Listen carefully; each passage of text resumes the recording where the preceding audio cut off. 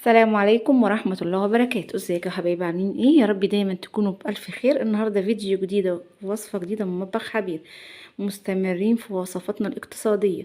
النهاردة هنعمل مع بعض محشي الخس. طبعا المحشي الخس ده من أجمل المحاشي اللي بحبها جدا وأقربهم لقلبي. طبعا المحشي الخاص طبعا زي ما انتم شايفين كده. معانا ايه؟ معانا خس. جبنا طبعا ايه؟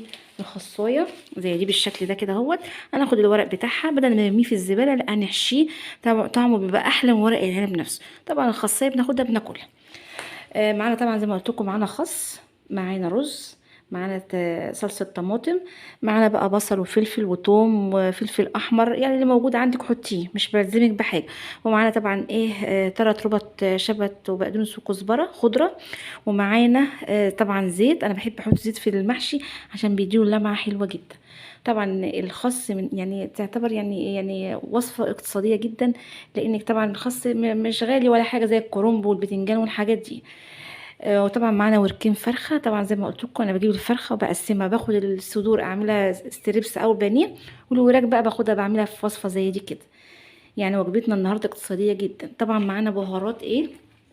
معانا بهارات المحشي. انا مش بجيبها من عند العطار يعني على بعضها، انا بحب اعملها على ايدي. معانا كزبره، معانا كمون، معانا بهارات لحمه، ملح، بابريكا وفلفل اسمر. هو ده اللي انا بحطه. طبعا معانا ايه؟ معلقه سكر عشان الطماطم. ومعانا طبعا مكون مهم جدا بنحطه، اللي هو ايه؟ النعناع. اهو بجيبه وبنشفه، وبعدين ايه؟ بحطه في برطمانات زي دي كده. طبعا هو قرب يخلص، هجيب تاني ان شاء الله. اول حاجه هنعملها مش هنسلق بقى الخس. احنا يا دوبك هنحطه في ميه سخنه، مش زي الورق العنب والكرنب بياخد، يعني بنسويه نقعده مثلا 5 دقايق ولا حاجه. لا، ده بنسقطه على طول ونطلعه. طبعا انا غسلاه كويس جدا زي ما انتم شايفين كده. اهم حاجه نغسله قبل ما نحطه. هنروح بقى نحطه في ميه سخنه ونطلعه على طول، ونطلعه على ميه بارده عشان ما يسودش مننا. خلاص زي ما انتوا شفتوا كده ايه؟ حطينا الخس في ميه سخنه زي ما قلت لكم، طلعته بسرعه، لونه زي ما هو اخضر، زي ما هو ما اسودش ولا حاجه. تعالوا بقى نتبل ايه الوركين الفرخه بتاعنا. هنجيب ايه؟ بصلايه زي دي كده اهو، وهنقطعها ايه في الكبه بتاعتنا زي ما انتوا شايفين كده. هنحط فص ثوم عليها كده، وهنحط ايه؟ نص معلقه فلفل اسمر او ربع، لان دول وركين بس مش حاجه كتيره يعني. وهنحط ايه؟ نص معلقه ايه؟ بهارات فراخ. طبعا بهارات الفراخ دي جميله جدا، بتودي الفراخ في حته تانية خالص. وهنحط ايه؟ نص معلقه ملح برضو بالشكل ده كده. وهنضرب بقى المكونات دي كلها مع بعض كده، وارجع تاني ايه؟ اتبل الفراخ معاكم. خلاص هنا بقى ضربنا الخلطه بتاعتنا زي ما انتم شايفين كده. هنمسك بقى ايه؟ قطع الفراخ بتاعتنا، وايه؟ انا مقطعه الورك نصين بالشكل ده كده اهوت، عشان ايه؟ الفرخه تبقى متطعمه من كل ايه؟ الجهات بالشكل ده كده زي ما انتم شايفين كده. ريحه التتبيله بجد والله روعه روعه روعه، ملهاش حل.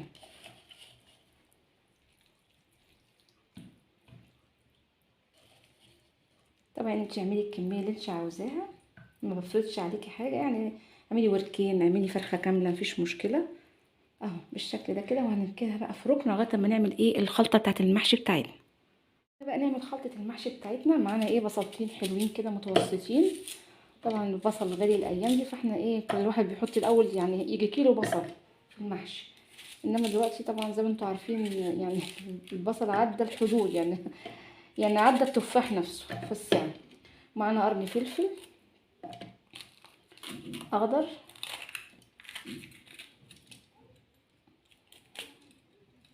بالشكل ده كده. وقرن فلفل احمر برضو هنقطعه عليه، بيدي طعم جميل جدا وريحه للمحشي بقى مش قادره اوصفلكم.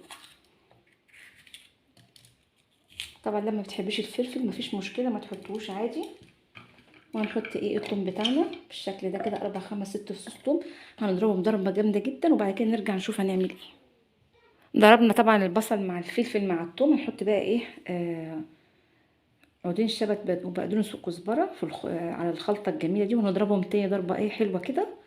ونرجع تاني بقى نحضر الخلطه بتاعتنا الجبار، خلطه المحشي. الخلطه بتاعتنا طبعا غسلنا الرز بتاعنا غسله كويسه جدا، وهننزل بايه؟ في طبق الرز اللي احنا هنعمل فيه المحشي. الخلطة المحشي هننزل بالشكل ده كده اهو. اهم حاجة نصفي الرز كويس جدا عشان ميبقاش فيه مية.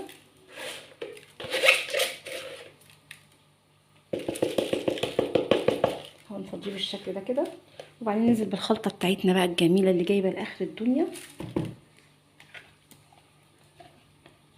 كده اهو بالشكل ده كده زي ما انتم شايفين. اهم حاجة يعني الخطوة دي تعمليها انك تنزلي الخلطة الاول على الرز قبل ما تحطي اي حاجة بالشكل ده كده اهوت. وبعدين ننزل بقى بالبهارات بتاعتنا زي ما قلت لكم، كمون وكزبره وبابريكا وفلفل اسمر وملح. وهنقلب بقى المكونات دي كلها مع بعض بالشكل ده كده. يا رب يكون واضح قدامكم. نقلبه نخلطه مع بعض كويس جدا جدا بالشكل ده كده. وبعدين نجيب النعناع بتاعنا، نحط معلقه نعناع زي ما قلت لكم، بيخلي المحشي طعمه جميل جدا، يعني بيخلي المحشي في حته تانية خالص. الناس اللي مبتحبش النعناع على المحشي جربوا، طبعا بيمنع الغازات. طبعا انتوا عارفين طبعا المحشي بيبقى تقيل في الاكل بتاعه كده. وهننزل بقى بالخضره بتاعتنا بقى. طبعا كل ما تكتري خضره كل ما المحشي بيبقى اجمل واجمل.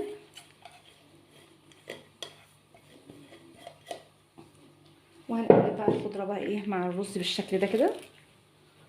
اخر حاجه ننزل بيها الطماطم والزيت كده اهوت. وبعدين ننزل بالطماطم بتاعتنا بقى بسم الله كده، ونصلي على الرسول. اللهم صل وسلم وبارك على سيدنا محمد وعلى اله وصحبه اجمعين. مش هنحط الكميه كلها عشان الطماطم ما تبقاش كتيره على الرز. نحط، ولو عوزنا تاني بنحط تاني بالشكل ده كده اهوت. ونسينا نحط معلقه السكر طبعا عشان الطماطم والحموض. ونقلبها برده بالشكل ده كده. طبعا الخلطه عايزه ملح، هنزودها معلقه ملح. طبعا انا بقول لكم مبدئيا نحط معلقه ملح في الاول، وبعد كده لو عوزنا بنحط، مش عوزنا خلاص. هي الحاجه لما تكون دلع احسن ما تكون حادقه ومش هيبقى لها حل. فنحط الملح بالتدريج. البنات اللي لسه بتتعلم تعمل المحشي تاخد بالها من حاجه زي كده. ماشيه معاكم واحده واحده اهو، عشان ما تقولوش ان بنجري الفيديو ولا حاجه. واحده واحده اهو. خلصنا الخلطه بتاعتنا. هنجيب بقى الحله، او الاول هنسلق الفرخه عقبال ما نحشي كل الفرخه استوت. تعالى بقى نسلق الفرخه مع بعض كده على البوتاجاز. طبعا انا عارفه ان كلكم شاطرين، بس في شويه تريكات كده بتعمليها بتودي الفراخ في حته تانية خالص. خلاص خلصنا بقى الخلطه بتاعتنا. طبعا مش عاوزين طبعا طماطم، خلاص هنشيل الطماطم بتاعتنا دي في الفريزر، لان الطماطم زي ما انتم عارفين غاليه جدا. هنروح بقى نسلق الفرخه ونرجع نشوف هنعمل نحل على البوتاجاز زي ما انتم شايفين كده. وهنعمل قطع الفرخه بتاعتنا اللي احنا متبلينها، وقعدت في التتبيله لمده ساعه. هنشوحها كويس جدا. طبعا انا بعملها في حله صغيره لان دول وركين بس اهو بالشكل ده كده. ونقلب بقى المكونات دي كلها، التتبيله مع الفرخه كويس جدا. طبعا بسخن ميه زي ما انتم سامعين كده الكاتل شغال.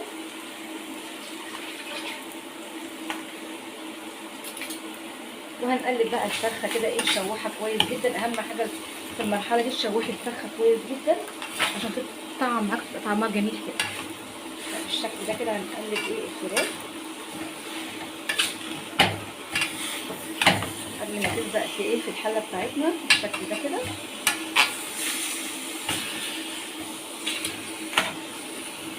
نجيب اللي تحت فوق واللي فوق تحت كده بالشكل ده كده.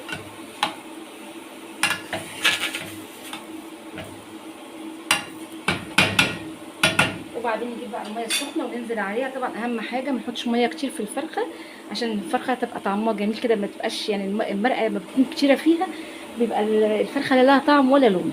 هنحط يا دوبك نغطي بس الفرخه بالميه المغليه.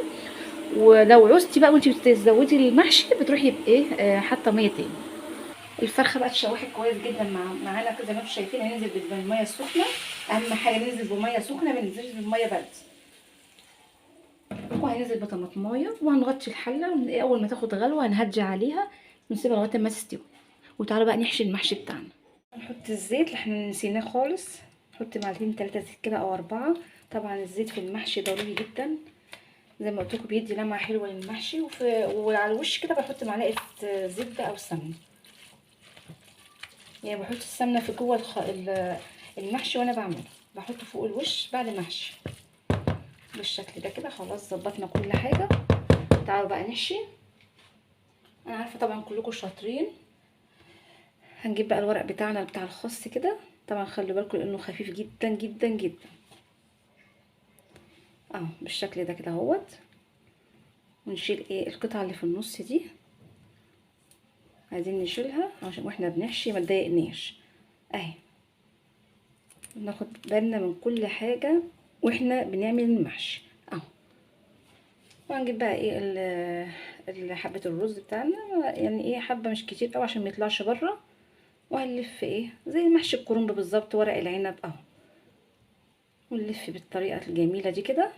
طبعا عايزه تفرشي حاجه في قعر في الحله بتفرشي عادي، يعني اي ورقه مش مرغوب فيها مثلا صغيره مش هتنفع تتحشي بنفردها ايه في قعر الحله. وهنرص بالشكل ده. هعمل كمان معاكم واحده وبعد كده اكمل الباقي بقى ايه، اقعد على الكرسي لحسن مش قادره اقف. نلفها بكل سهوله خالص ما فيهاش اي تعب. طبعا اهم من ده كله زي ما قلت لكم ان هو مش مكلف بالشكل ده كده. طبعا معلقين على الفرخه، يعني ايه، يعني المحشي خديه بالترتيب 1 2 3 هتلاقيه سهل جدا. يعني في ناس المحشي ده بالنسبه لهم معضله، انا زمان كنت كده. بعد ما بقيت ارتب نفسي زي ما انتم شايفين كده، بعمل كل حاجه 1 2 3 كده، بتلاقي المحشي معاك سهل جدا وسلس ومش متعب خالص بالشكل ده كده. ونحط بقى الرز ونلف، ما فيهاش اي مشكله زي ما قلت لكم. ونحط في الحله. هكمل بقى بقيه الكميه كلها كده بالشكل ده وارجع لكم تاني نسقي ايه المحشي بتاعنا ونشوف هنسويه ازاي. ما انتوا شايفين كده خلصنا المحشي الخاص الجميل بجد، روعه روعه روعه. طبعا دي الشوربه بتاعت الوراك عفوا شوربه الفراخ اللي احنا سلقناها طبعا سخنه. هننزل عليها ايه، هننزل على المحشي الخاص بالشكل الجميل ده كده. ويا ريت تحطي طبق زي ده كده عشان ايه الشوربه تنزل في جميع النواحي بتاعت المحشي كده اهو. وبعدين هنهز الحله بقى ايه هزتين حلوين كده عشان نضمن ايه ان الشوربه نزلت تحت. ده بالنسبه للبنات المبتدئين اللي لسه بتتعلم تعمل ايه اكل، لازم تهزي حله المحشي كده بالشكل ده كده اهوت. وبعد كده هنروح نعلقها بقى على النار. اول ما تغلي غلوتين وتتشرب هنهدي عليها تماما. وبعد كده هنقدمها مع الفراخ. طبعا الفراخ احنا دهناها كاتشب بس لا اكتر ولا اقل، شويه زيت وحطيناها تحت الشوايه. المحشي بقى ايه يستوي ونقدمه مع بعض. شكل المحشي بعد ما نزل من على البوتاجاز بقى عايز بقى ايه حته صينيه كده ونغرفه فيها، مفيش اطباق ولا الكلام ده كله.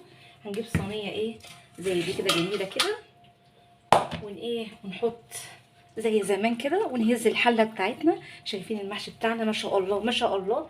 هنديله بس هبدتين كده على الرخامه ونغرف بقى وعيشي حياتك بقى. احلى محشي خاص ممكن تاكليه بجد. يعني الايام دي طبعا زي ما انتم شايفين المطره بقى والدنيا سقعت عن الاول، فاحلى حاجه في الوقت ده المحشي.